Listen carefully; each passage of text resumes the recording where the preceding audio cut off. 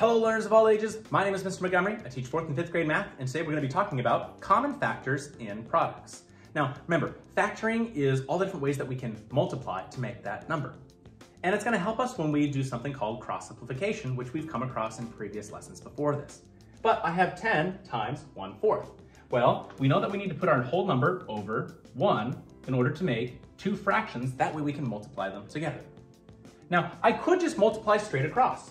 I could go 10 and 4, and now I would have to divide and use the popcorn method. But there actually is a simpler way. Because I know eventually I'm going to have to simplify because both of these numbers are even.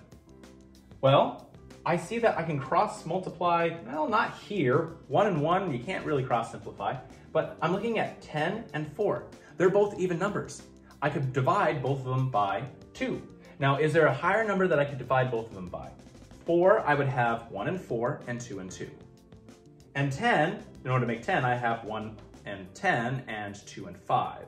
2 is the largest factor, or the greatest common factor of both these numbers. So I'm going to cross out, put divide by 2 and divide by 2, and rewrite my problem of 10 divided by 2 is 5 over 1 that stayed the same, times 1 that stayed the same, and 4 divided by 2 is 2. Now I can multiply straight across. 5 times 1 is 5, and 1 times 2 is 2. Now I got to take 5 divided by 2, and 2 can go into 5 twice. 2 times 2 is 4, and if I subtract, I have 1 left over. Pop and top both rhyme, and I'm going to go 2 and 1/2. 2 and 1/2 is simplified, and 2 and 1/2 is my answer. Now this cross simplification works especially well when you have larger numbers. So I have 49 over 1 times 5 over 14. Now I know that 1 and 5 cannot be simplified, but 49 and 14 can, because I can divide both of them by 7. So if I cross this out, divide by 7,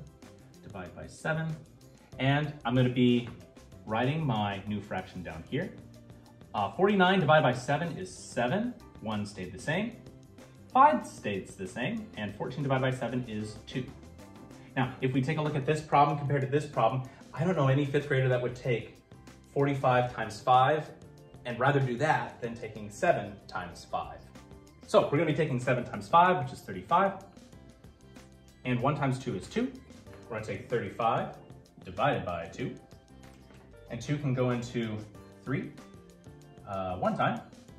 That's 2. Subtract. I have 1 left over.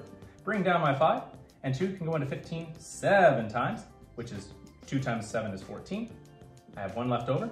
Pop and top rhyme, so 7 and 1, or 17 and 1/2 is my answer, and it is simplified. Let's take a look at an example where I can cross multiply twice.